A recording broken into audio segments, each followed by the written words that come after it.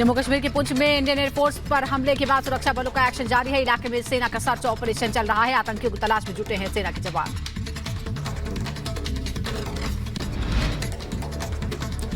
पुंछ में भारतीय वायुसेना के काफिले पर हमले का मामला। सेना ने लश्कर ए तैयबा से जुड़े 50 से ज्यादा लोगों को हिरासत में लिया। सभी से पूछताछ जारी। कुलगांव मुठभेड़ का दूसरा दिन है। तीसरे शव की तलाश जारी है। कल टीआरएफ आतंकियों के 2 शव बरामद हुए थे। फाजिलका में बीएसएफ और पंजाब पुलिस की संयुक्त कार्रवाई। जवानों ने एक संदिग्ध ड्रोन को बरामद किया है। यूपी के मथुरा में एक दुकान में भीषण आग लग गई। इलाके में हड़कंप मच गया। आग की चपेट में आने से 30 दुकानें जलकर खाक हो गईं। यूपी के नोएडा में गोल्फ सिटी सोसाइटी के सामने दुकानों में लगी आग। गैस सिलेंडर ब्लास्ट से हुआ हादसा। लोगों में हड़कंप मचा। कर्नाटक के राजन कुंटे के अस्पताल में भीषण आग लगी। सूचना पर फायर ब्रिगेड की गाड़ी पहुंची। आग पर काबू पाया गया। महाराष्ट्र के माधा में व्यक्ति ने की ईवीएम में आग लगाने की कोशिश। पुलिस ने मतदाता को हिरासत में लिया। अधिकारी को कहना है कि पुनर्मतदान की जरूरत नहीं है। नोएडा में नहीं थम रहा कुत्तों का आतंक। लिफ्ट में एक मासूम बच्ची को कुत्ते ने काटा। वीडियो सामने आया। महाराष्ट्र के यवतमाल में बदमाशों ने गाड़ियों में की तोड़फोड़। तोड़फोड़ का सीसीटीवी फुटेज भी सामने आया। केंद्रीय मंत्री स्मृति ईरानी का राहुल गांधी पर बड़ा हमला। कहा हिम्मत है तो राम मंदिर को हाथ लगाकर दिखाएं। राम भक्त दूध का दूध पानी का पानी कर देंगे। हरियाणा में सरकार पर गहराया सियासी संकट। 3 निर्दलीय विधायकों ने बीजेपी से वापस लिया समर्थन। कहा राज्य की सभी 10 सीटें जीतने के लिए कांग्रेस का करेंगे समर्थन। निर्दलीय विधायकों के समर्थन वापस लेने पर सीएम नायब सिंह सैनी का बयान। कहा कांग्रेस कुछ लोगों की इच्छा को पूरा करने में लगी है। हम जनता की इच्छा से उसे कोई लेना देना नहीं।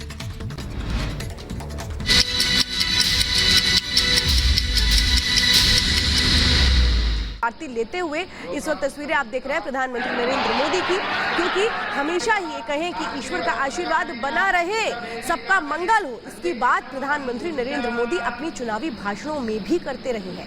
और आज वो तस्वीरें हम तेलंगाना से देख रहे हैं, क्योंकि तेलंगाना की जो लड़ाई है वो बीजेपी जानती है कि उसके लिए किस तरह से चुनौतीपूर्ण है। लेकिन वो जो चुनौतियां हैं वो ईश्वर के आशीर्वाद से दूर हो जाएं, उसकी जो कोशिशें हैं वो इन तस्वीरों में नजर आ रही है। प्राचीन मंदिर राजराजेश्वर मंदिर है, ये आप देख रहे हैं तेलंगाना में। और इसके बाद कई ऐसी सभाएं हैं जहां पर प्रधानमंत्री संबोधित करेंगे।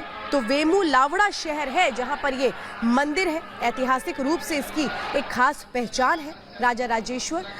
और तेलंगाना में सबसे प्रसिद्ध हिंदू मंदिरों में से एक है राजा राजेश्वर मंदिर, जहां पर आप देख रहे हैं प्रधानमंत्री ने भगवान शिव का आशीर्वाद लिया, तो वहीं गौ सेवा करके एक बड़ा संदेश भी दिया।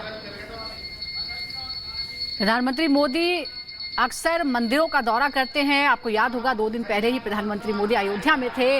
रामलला के दर्शन करने वो पहुंचे थे और वहां पर भव्य रोड शो भी हुआ था। और आज दक्षिण पहुंचे तो राजा राजेश्वर मंदिर पहुंचे और शिव की उपासना की। यानी पहले श्री राम यानी विष्णु अवतार और उसके बाद अब शिव के द्वार पहुंचे हैं।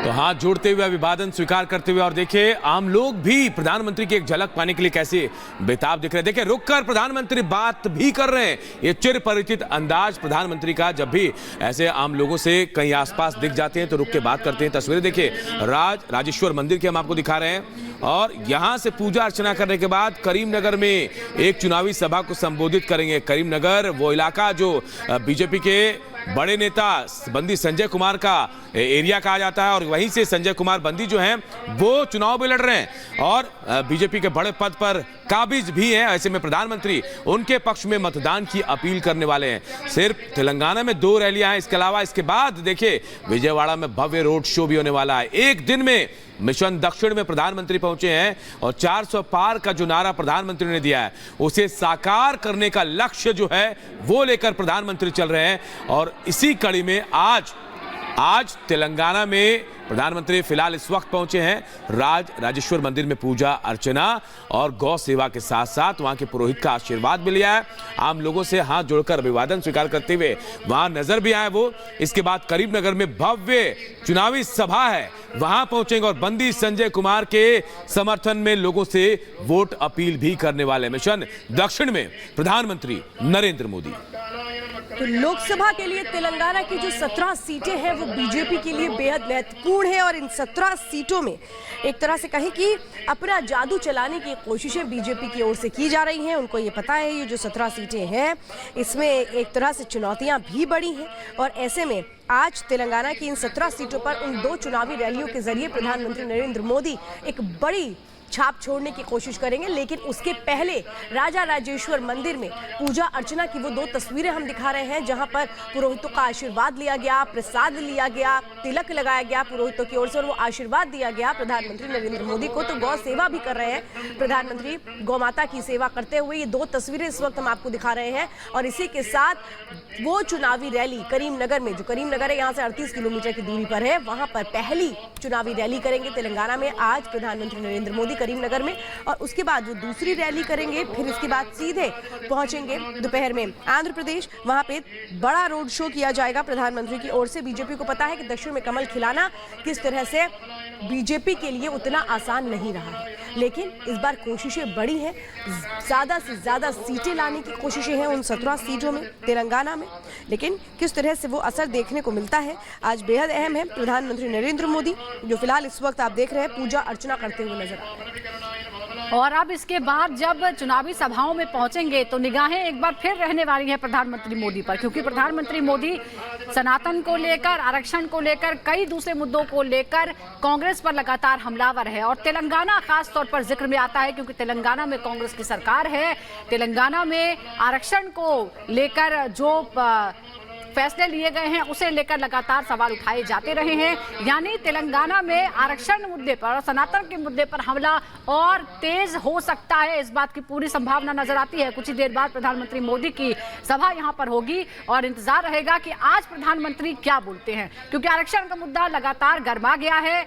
एक तरफ इंडी गठबंधन ये कहता है कि आरक्षण खत्म करने की कोशिश हो रही है, संविधान बदलने की कोशिश हो रही है, तो प्रधानमंत्री और बीजेपी लगातार ये कहती रही है कि दरअसल हो उल्टा रहा है। दरअसल हो ये रहा है कि संविधान धर्म आधारित आरक्षण का विरोध करता है, लेकिन कांग्रेस ने कई बार ऐसी कोशिश की, चाहे वो तेलंगाना हो या फिर कर्नाटक, और वहां पर ओबीसी कोटे और दूसरे SC/ST कोटे को कम करके मुस्लिमों को आरक्षण दिया है, जो कि संविधान विरोधी नियम है। तो तस्वीरें हम आपको दिखा रहे हैं, आप देखिए इन तस्वीरों के जरिए कि कैसे प्रधानमंत्री मिशन दक्षिण पर हैं और वहां जाकर राज राजेश्वर मंदिर पहुंचे, उसके बाद पूजा अर्चना की और गौ सेवा भी उन्होंने की है। तो ये तस्वीरें हम आपको दिखा रहे हैं। इसके बाद करीमनगर जाएंगे, वहां बंदी संजय कुमार बीजेपी के जो उम्मीदवार है उनके पक्ष में वोट अपील भी करने वाले हैं।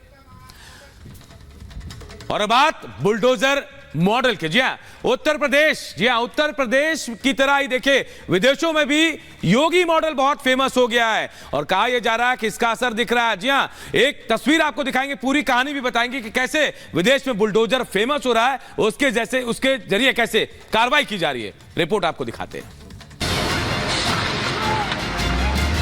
आज यूपी नो कर्फ्यू, नो दंगा, यूपी में सब और चंगा।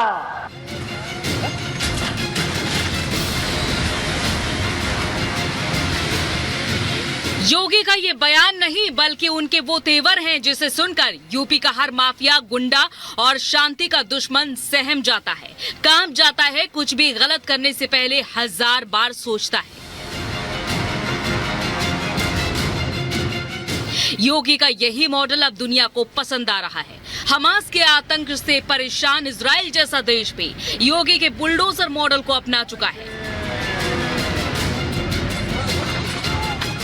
योगी का बुलडोजर मॉडल नीदरलैंड पुलिस को भी खासा पसंद आ रहा है। दरअसल एम्स्टर्डम यूनिवर्सिटी कैंपस को फिलिस्तीनी समर्थकों ने कब्जा लिया था। शिक्षा के मंदिर को अवैध प्रदर्शन का अड्डा बना लिया था। टेंट लगाकर यूनिवर्सिटी प्रशासन के साथ साथ पुलिस वालों को भी परेशान किया जा रहा था।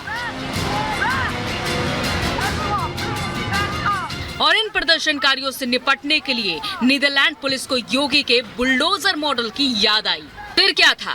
फिलिस्तीनी प्रदर्शनकारियों के टेंट पर बुलडोजर दौड़ा दिया गया। अवैध प्रदर्शन कैंप को मिनटों में धाराशायी कर दिया गया। प्रदर्शन कर रहे 125 से ज्यादा फिलिस्तीनी समर्थकों को गिरफ्तार कर लिया गया।